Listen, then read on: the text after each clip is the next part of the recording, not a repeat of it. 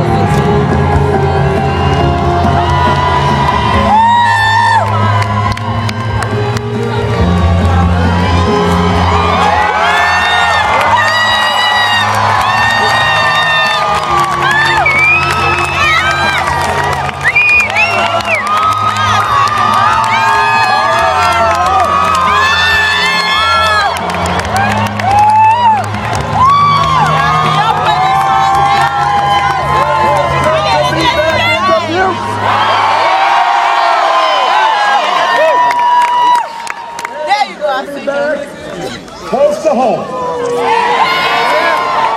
I was just talking backstage, you get close to the Midwest and suddenly everybody's just nice. Feels good. Can everybody please give Sandy a big round of applause for the great introduction?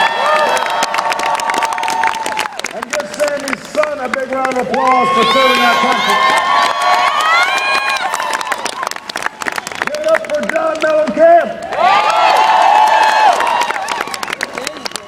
It is wonderful to be here. For the last several days, all of us have been focused on one of the worst storms in our lifetime, what's been happening on the East Coast.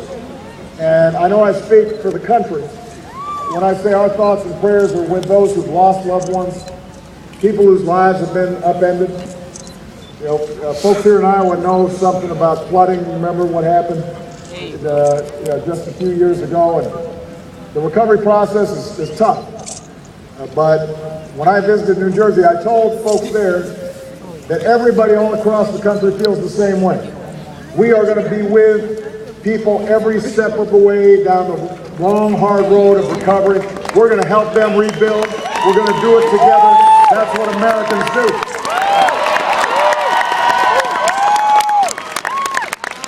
In fact, in the middle of the tragedy, we were also inspired by heroes running into buildings, wading through water, our first responders, our police officers, our firefighters, EMS teams, neighbors helping neighbors cope with tragedy, leaders of different parties working together to fix what's broken. Amen. A spirit that says no matter how bad a storm is, no matter how tough times may get, we always bounce back. We're all in this together. We rise or fall as one nation. That's what we believe, and that spirit has guided this country along its improbable journey through 2 centuries. See right there? There you go. And it's carried us through the last 4 years. Remember in 2008, we were in the middle of 2 wars and the worst economic crisis since the Great Depression. Today, our businesses have created nearly 5.5 million new jobs. The American auto industry is back on top. Home values are on the rise. We're less dependent on foreign oil than any time in the last 20 years. Because the service and sacrifice of our men and women in uniform, the war in Iraq is over. The war in Afghanistan is winding down. Al-Qaeda is on the run. Osama bin Laden is dead.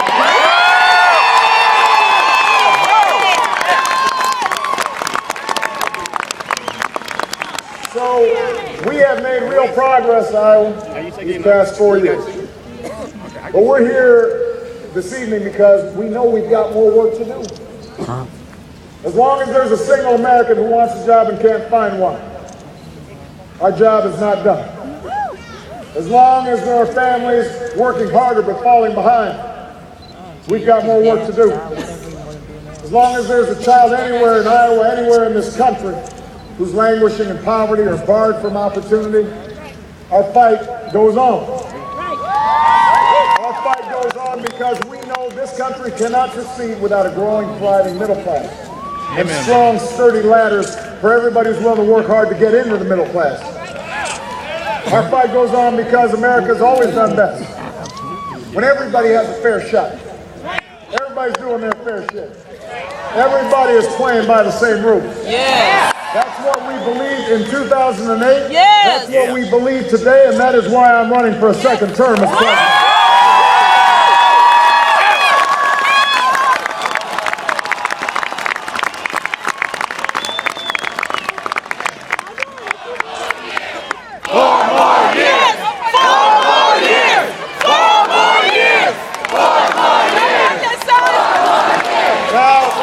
In Iowa, in 3 days, you have a choice to make. And some of you have made it because we have early vote in Iowa. But for those of you who have not, it's not just a choice between two candidates or two parties. It's a choice between two different visions of America. It's a choice between going back to the top-down economics that crashed our economy, or embracing a future where we're building a strong and growing middle class. Yes. You know, as Americans, we honor the strivers, the dreamers, the small businessmen and women, the entrepreneurs, the risk takers. The free enterprise system, that's the greatest engine of prosperity the world's ever known. But we also know that our markets work best. The free enterprise system works best when everybody's participating. When we make sure that everybody's got a good education and everybody can learn new skills. When we support research into medical breakthroughs or clean energy technology. We think that America's stronger when everybody can count on affordable health care. On Medicare and Social Security in their retirement. We think the markets work better when there are rules in place to protect our kids from toxic dumping, to protect consumers from being taken advantage of by unscrupulous credit card companies or mortgage lenders. We don't want government doing everything. We think that we can do most things ourselves, but there are times where we can come together, and we certainly don't want government getting involved in the wrong things. For example, we think we don't need politicians, especially mostly male politicians, to try to control healthcare choices that women are perfectly capable.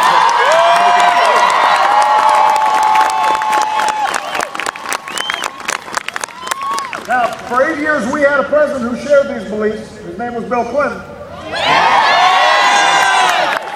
His economic plan, like mine, asked the wealthiest Americans to pay a little bit more so we could reduce our deficit, invest in the skills of our people, invest in the ideas we needed to succeed in a new economy. And at the time, back in the 90s, the Republican Congress and a Senate candidate by the name of Mitt Romney said Bill Clinton's plan would hurt the economy and kill jobs. Sound familiar? Yeah. Turns out his math back then was just as bad as it is now. Because by the end of President Clinton's second term, we created 23 million new jobs, incomes were up, poverty was down, our deficit became the biggest surplus in history. Sure did. So Iowa, we know our ideas work. We've put them to the test. We also know that their ideas don't work. Because they've been tested also.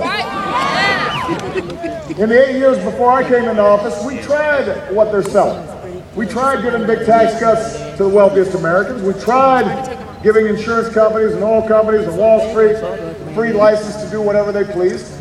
Here's what we got. Falling incomes, record deficits, slowest growth in jobs in half a century, and an economic crisis we're still cleaning up after. So, we know what works, we know what doesn't. Can I give you a hug? Now, Governor Romney, he's a very talented salesman. Thanks. In this campaign, he's been working overtime to try to repackage the old bad ideas that didn't work and try to sell them to you as new ideas. He's trying to say that they're change. But here's the thing, Iowa, we know what change looks like.